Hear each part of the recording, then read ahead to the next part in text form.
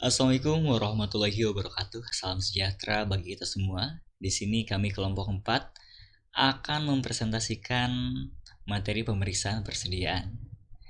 Kami beranggotakan 8 orang. Ada saya sendiri, Aji Wijaya, Ajila Hoirunisa, Bonija Febriana, Maria Teresia Muku, Najwa Aulia Azahra, Rizka Modina, Sri Wahyuni, dan Jela Fensya.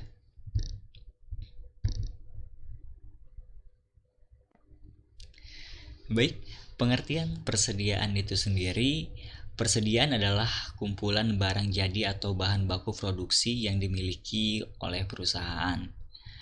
Bagi sebuah bisnis terutama yang berhubungan dengan penyediaan barang atau produk, persediaan adalah hal utama. Persediaan meliputi barang yang dibeli dan disimpan untuk dijual kembali. Misalnya barang dagang dibeli oleh pengecer untuk dijual kembali, atau pengadaan tanah dan properti lainnya untuk dijual kembali.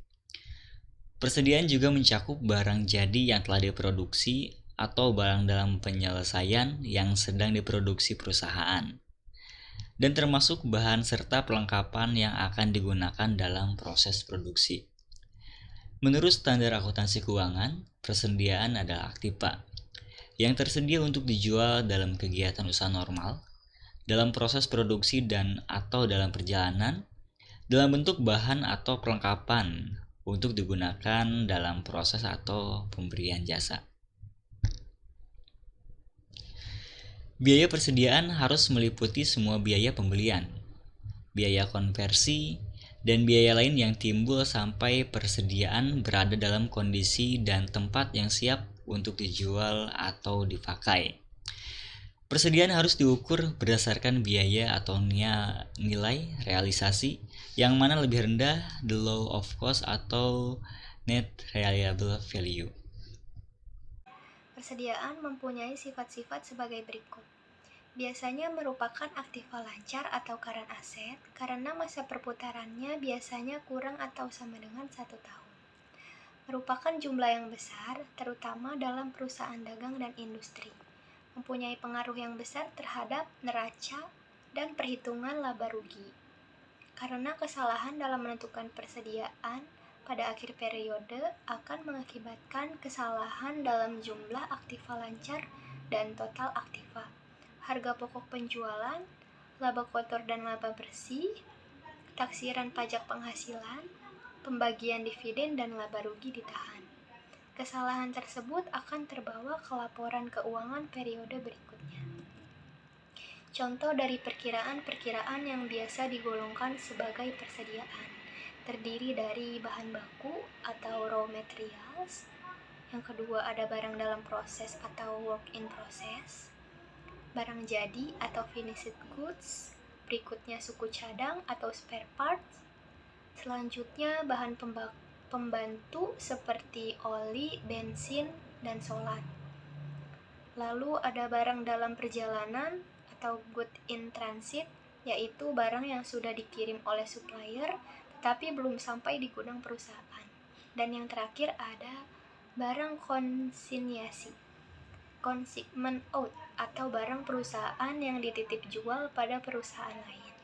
Sedangkan consignment in, barang perusahaan lain yang dititip jual di perusahaan, tidak boleh dilaporkan atau dicatat sebagai persediaan perusahaan. Tujuan pemeriksaan persediaan untuk memeriksa apakah terdapat internal kontrol yang cukup baik atas persediaan, untuk memeriksa apakah persediaan yang tercantum di neraca betul-betul ada dan dimiliki oleh perusahaan pada tanggal neraca, untuk memeriksa apakah metode penilaian persediaan valuation sesuai dengan prinsip akuntansi yang berlaku umum di Indonesia atau standar akuntansi keuangan,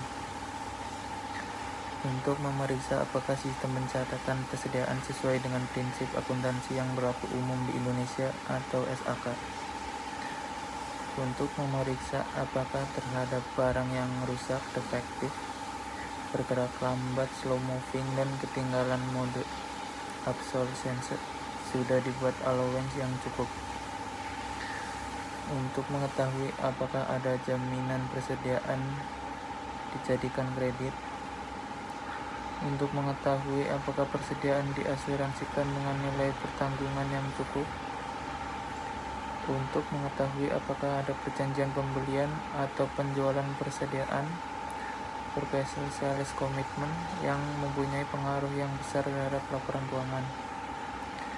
Yang terakhir ada untuk memeriksa penyajian persediaan dalam laporan keuangan sudah sesuai prinsip akuntansi yang berlaku umum di Indonesia atau SAK. Prosedur pemeriksaan persediaan. Prosedur pemeriksaan dibagi atas prosedur compliance test, analytical review, dan substantive test. Dalam praktiknya, prosedur pemeriksaan yang dibahas di sini harus disesuaikan dengan kondisi perusahaan yang diaudit.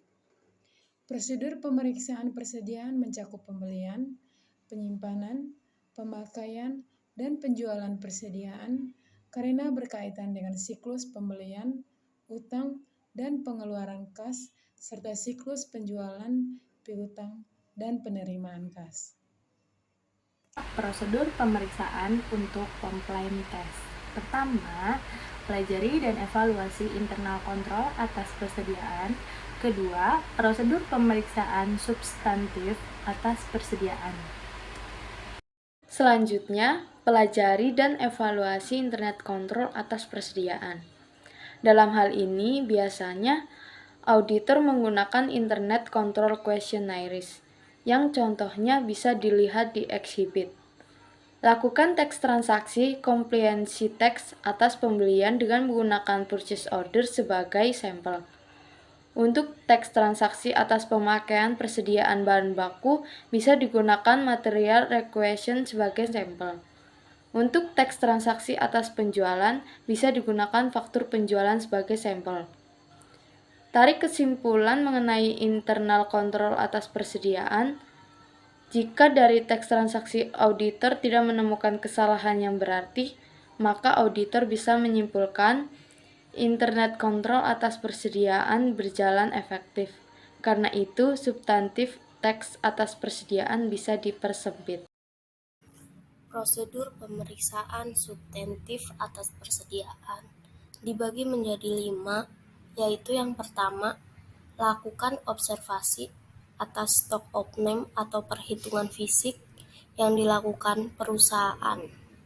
Dan yang kedua, minta final inventory list dan lakukan prosedur pemeriksaan sebagai berikut. Yang pertama itu cek penjumlahan dan perkalian, dan yang kedua cocokkan quantity per book dengan stock card, dan yang ketiga cocokkan quantity per count dengan count sheet kita atau auditor, dan yang terakhir cocokkan total value dengan buku besar persediaan. Dan yang ketiga, kirimkan konfirmasi untuk persediaan consignment out.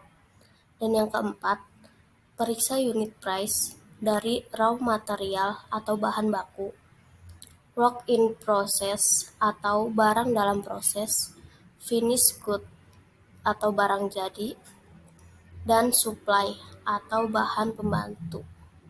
Dan yang terakhir, lakukan rekonsiliasi jika stock of name dilakukan beberapa waktu sebelum atau sesudah tanggal neraca. Substansif atas persediaan. F.